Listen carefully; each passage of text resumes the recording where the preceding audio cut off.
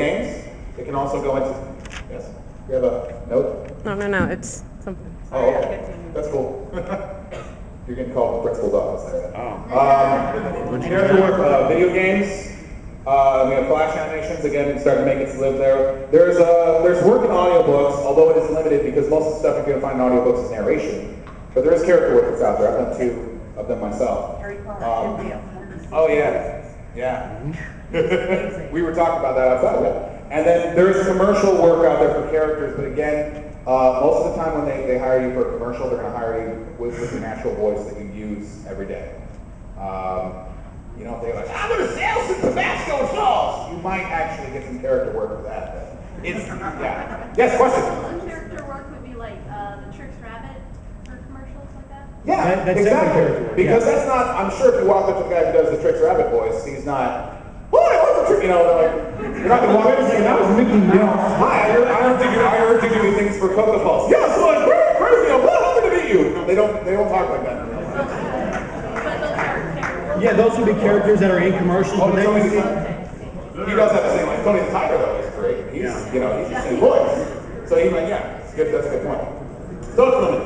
I started to create a facts versus myths portion of the PowerPoint, and then as I started to write it, I noticed that everything I was writing was a myth. And so I was like, I'll just change it to myths. Okay. So what I'm going to do is I'm going to put something up there, and it's going to be a myth, and we're going to talk about it. The first thing up here.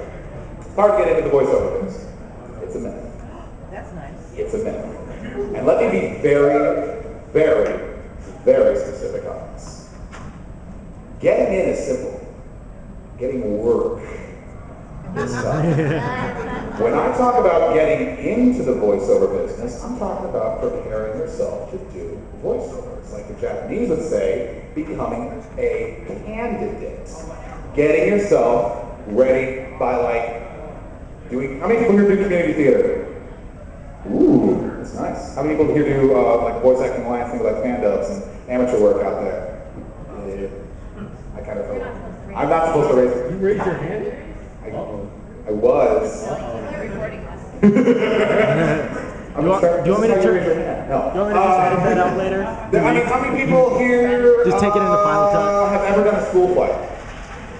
Yeah. You're getting prepared. You're preparing yourself to do actors' work. We're actors. We do, you know, we're voice actors, but we're actors, right? So getting in, everyone has a different way of getting into the voiceover business. It's a totally unorthodox way of getting in. There's nobody really has the same story of how they got in to do their first job of doing it. You got the internship. Morgan from our workshop, friend of a friend, told me about the auditions that I pulled her through. And then they put me on the talent pool. It's completely different. It's completely separate. So there's no real, rhyme or reason. Question, sir, over here. So if you do a really, really good job, people want you can be one winner for best time. I would hope so. I would hope so. If you do a really good job, you're going to get yourself an Annie. That's the animation award. James Long just got one of those for Kung Fu Panda. Yeah. Yes, Red Dude. How hard is it to get into APTRO, SAG? Ooh, very good question. You have to have money. Suddenly I'm staring at somebody that's Let me ask you, how much money do you have? You know what's interesting? It's that union versus non-union work out there. It's very interesting. I remember I went to a convention once, and it was a Katsucon. Yeah. And I was talking with Mike Nicholas, taking glass. I was talking with a couple of other people, and I was like, so, what do you know about unions? What do you know about unions? And they all went, I'm like, you guys are voice actors, aren't you? Well, the notes are like, well, go ask Tony. Go ask Tony Oliver. And I did, and I was like, Tony, wait till you tell me about voice acting. Oh, I'll tell you about that. Unions? Yeah, let's do this, okay. And he told me that he was doing it for like 10 years, non-union, before he ever, considered that he wanted to go union.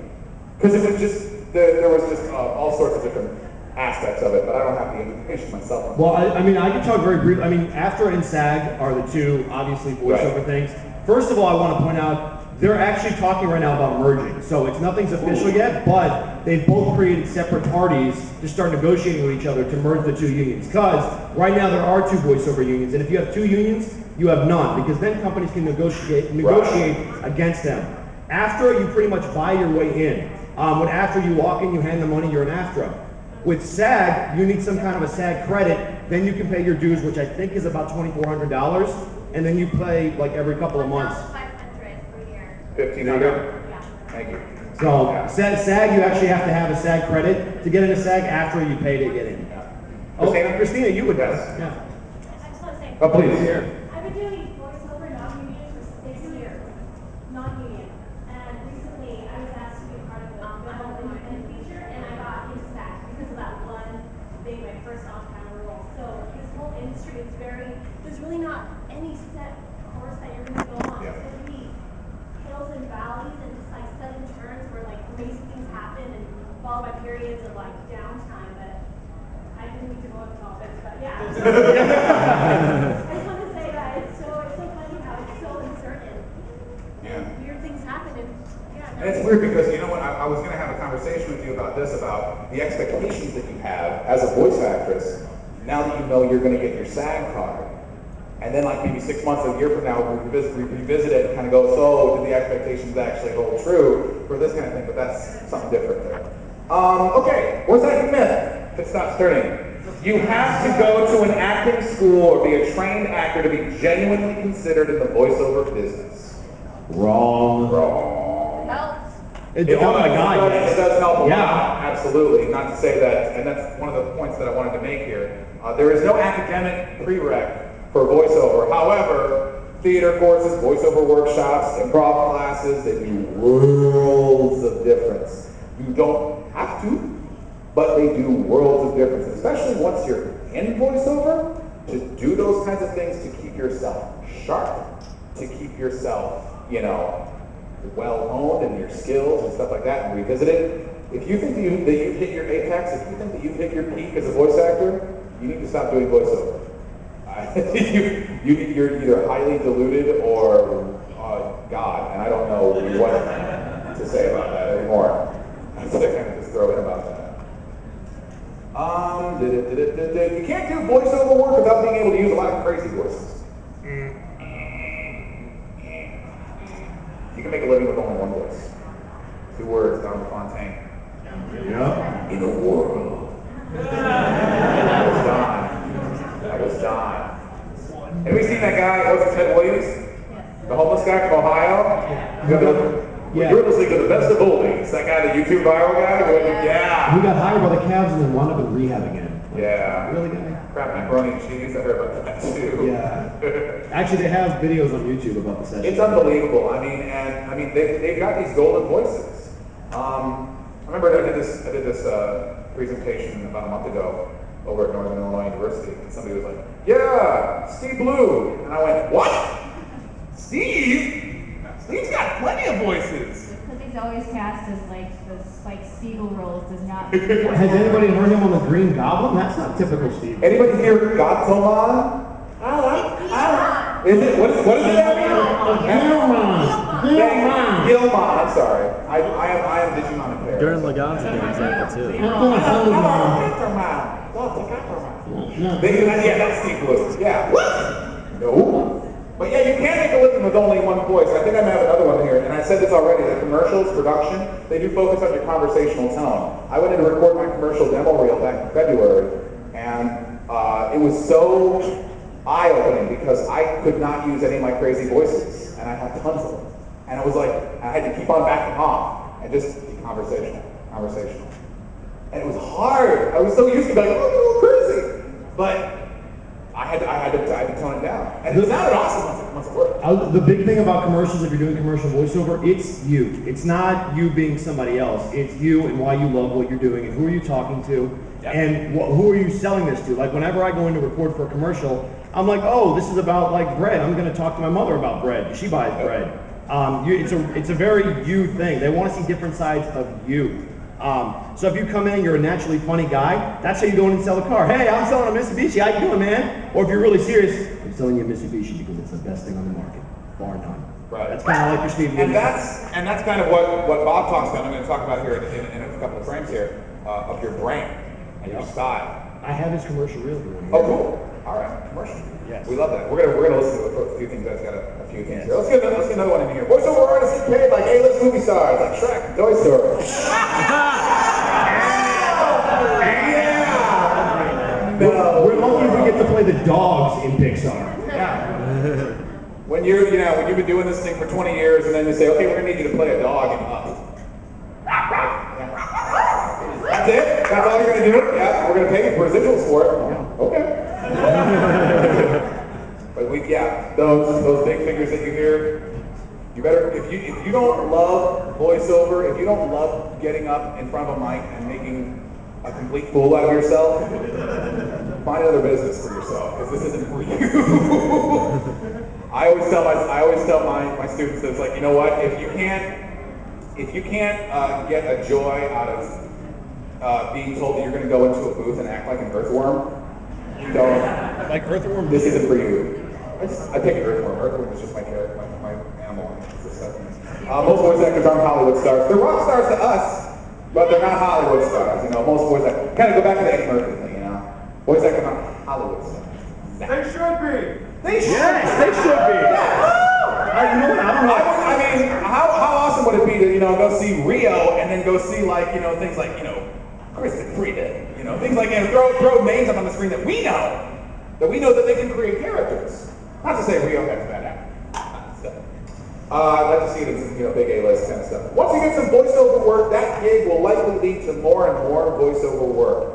This is a kind of a half myth that I put in here because part of it's true. Most likely it does, and it can. But the reason I put it in here, again, somewhat true, the main point on this one that I want you guys to walk away with is that the work will not come to you. You have to go out and look for it. I don't care how cool you think you are. There are people who are just as cool as you who are harder at working for it. And you are battling against those people every single day when you are looking for voiceover work. Who's making my... I will add one thing to that. A huge part of figuring out where the work is networking and getting to know people. I was gonna say that. Yeah, I would we're gonna get into that too. Well, and I will give you an example. I'm actually about to work on my second Xbox Live arcade game. And not only am I auditioning for it, I'm also the AD and assistant casting director because I know the guy who's casting it, and he came to me and said, hey, I want you on board. I didn't have to do anything. I knew him, he knew me, and he offered the job to me. That's part of it. If you know people and they know what you do and how good you are, they'll come get you sometimes, which is huge. A lot of this business is not about know-how, it's about know-who. This is the last one I have here. I've actually run into some people who do not agree with this statement, and I want to speak my mind before I get people to disagree with me on this one. There is a certain cutoff age to get into the voiceover business.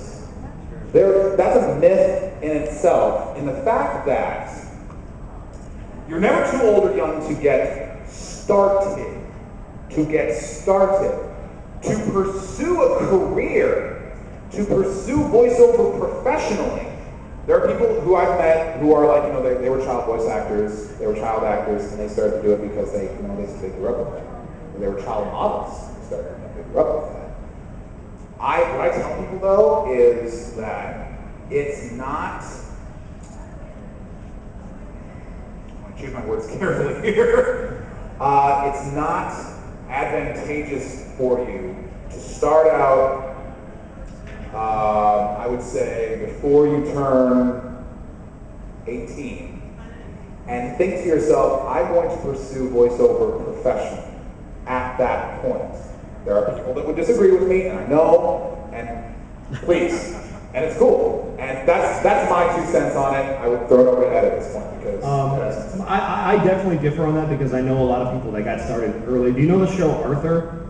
Oh yeah. D-Mac was telling me this story. Exactly. So my buddy Mac, who also started when he was like 16, 17, worked with somebody on a show called Grossology. He got that when he was 17, and it was a fully featured animated cartoon, and he got paid well for it, but he was 17. But at the time, he was very business savvy. He knew what he was doing. To his left was this girl who had been playing a character in Arthur since she was 14. She's still doing it. She's 28. So Is that DW? The gal DW? I forget. Sister? I forget. DW. Is it? I don't- Boy, voiced by a boy. Oh, the voice.